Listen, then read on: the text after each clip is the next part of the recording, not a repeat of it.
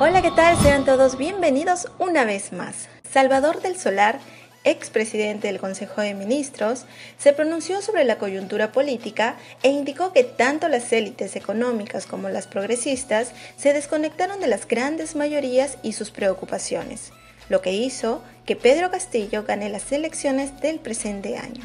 Meteorito, ¿no?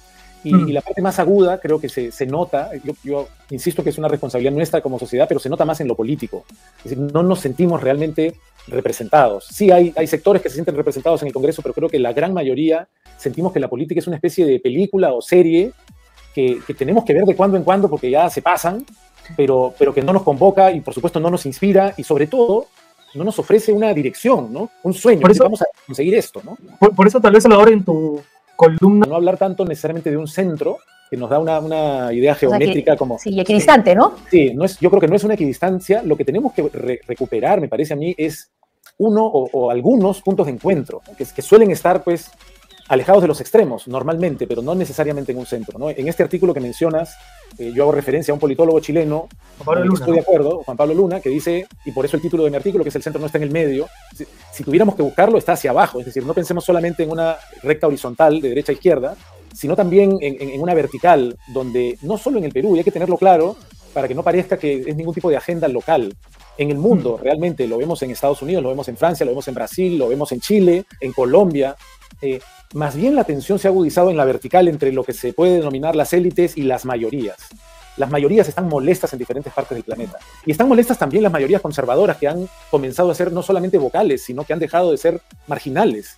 Porque de alguna manera, y lo digo justamente en el artículo ya que lo mencionas, yo creo que las élites tanto económicas, que hablan de un libre mercado que no quisiera saber mucho del Estado, como las élites progresistas, más allá de que yo defienda esos valores, nos hemos desconectado de las grandes mayorías y sus preocupaciones. Y la reacción de las grandes mayorías, en Chile, cierto que hay una representación del centro todavía, pero es la primera vez que no pasan a segunda vuelta. La candidata quedó en quinto lugar, me parece, ¿no? Sí, lugar.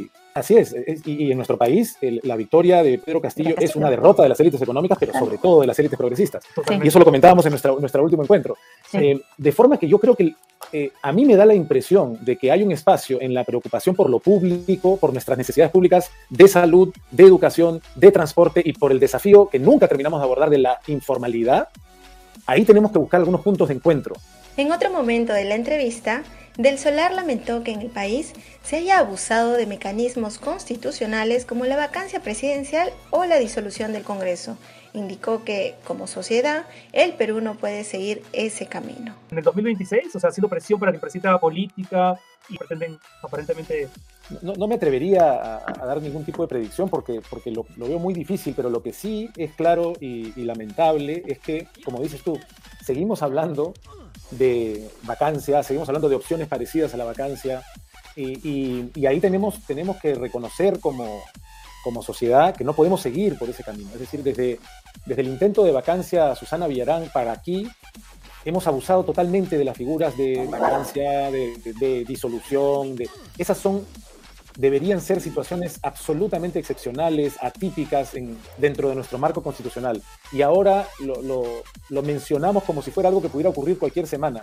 Y lo cierto es que podría llegar a ocurrir. Y también es cierto que el presidente Castillo y su gobierno, por momentos, parecen estar dando señales escandalosas.